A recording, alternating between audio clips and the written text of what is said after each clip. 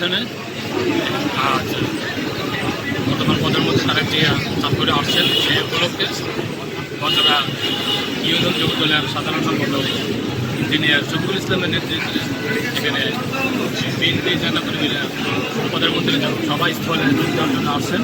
আমি কথা বলবো বন্ধুরা ইউনিয়ন যুব দলের সাধারণ সম্পাদক ইঞ্জিনিয়ার শফিকুল ইসলামের সাথে। দীর্ঘ 5 বছর পর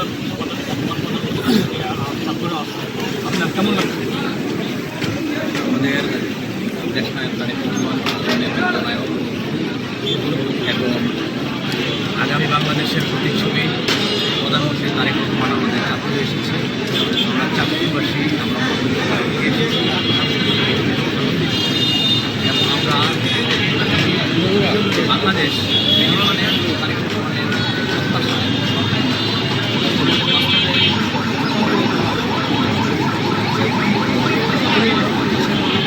বাংলাদেশকে চীনা যে শিল্প বিপ্লব হয়েছে সেই শিল্প বিপ্লবের ন্যায় আমাদের বাংলাদেশকে কারিগরি শিক্ষায় শিক্ষিত করে অর্থাৎ আমাদের যে কোনো কাজ কর্মক্ষেত্রকে যাতে বাস্তবিক ক্ষেত্রে আমরা যেমন প্র্যাকটিক্যালকেই যাতে গুরুত্ব সহকারে দিই।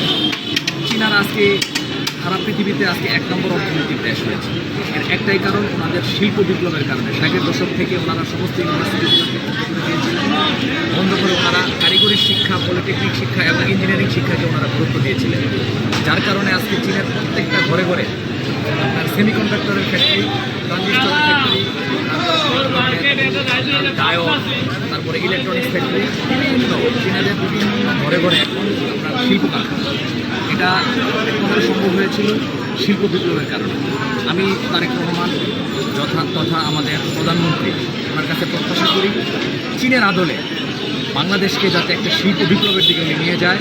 সেক্ষেত্রে আমাদের যারা বেকার যুবক রয়েছে, বেকার যারা তরুণ তরুণী রয়েছে, ওনাদেরকে কারিগরি শিক্ষায় যাতে বাস্তবিক ক্ষেত্রে এই শিক্ষাটাকে উনি সুন্দরভাবে এই দেশকে এগিয়ে নিয়ে যেতে পারে, এই সেক্টরগুলোকে যাতে গুরুত্ব দিতে পারে এবং আমাদের এই নদীমাতৃক যে চাঁদপুর, এই চাঁদপুরকে একটি অর্থনৈতিক হাব হিসেবে গড়ে তোলার জন্য আহ্বান এবং প্রত্যাশা রাখছি। পক্ষ থেকে প্রধানমন্ত্রীর কাছে দাবি জানানো উপস্থাপন করবেন। অবশ্যই, যেহেতু উনি আমাদের তারুণ্যের অগ্রনায়ক, আমাদের যুবকদের অগ্রনায়ক, আমাদের যুব সমাজ মাদকের করাল গ্রাসে আক্রান্ত।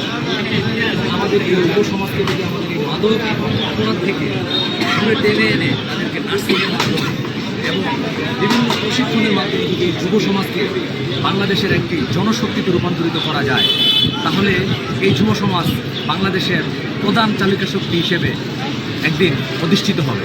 তাই আমি প্রধানমন্ত্রীর কাছে প্রত্যাশা করি আমাদের এই যুব সমাজের দিকে দৃষ্টি দেয়, এই যুব সমাজ যাতে পিছিয়ে না যায়, এই যুব সমাজ যাতে আগামীর বাংলাদেশ বিনির্মাণে অগ্রগণী ভূমিকা রাখতে পারে, সেই জন্য আমি তারেক রহমানের কাছে যুব দলের পক্ষ থেকে আহ্বান জানাই। বদনীয় সেতু বাস্তবায়নের ব্যাপারে আপনার কোনো দাবি জানানো উপস্থাপন করবেন কিনা? যদি মতলবের এই গজরিয়া ঝুলন্ত সেতুটি বাস্তবায়ন হয়, তাহলে আমাদের মতলবের চতুর্দিকে নদীবেষ্টিত একটি এলাকা, এই এলাকা সিঙ্গাপুরের আদলে গড়ে তোলা সম্ভব। এখানে একটি অর্থনৈতিক শিল্পাঞ্চল গড়ে তোলা সম্ভব। তাই আমি প্রজাতন্ত্রী বাংলাদেশ সরকারের মাননীয় প্রধানমন্ত্রী জনাব তারেক রহমানকে আহ্বান জানাই আমাদের এই সেতুটি যাতে অতি দ্রুত বাস্তবায়ন করে এবং এই সেতুটি শুধু বাস্তবায়নই নয়, এই সেতুটি যদি বাস্তবায়ন হয় তাহলে এই মতলবের মাধ্যমে লক্ষ্মীপুর, চাঁদপুর, ফেনী এবং চট্টগ্রামে একটি বিকল্প মহাসড়ক এখানে প্রতিষ্ঠিত হবে। সারা বাংলাদেশের মানুষ একটি বিকল্প মহাসড়ক পাবে এবং খুলনা, বরিশাল এবং দক্ষিণাঞ্চলের মানুষ এর সুফল ভোগ করবে, এটা আমরা প্রত্যাশা করি।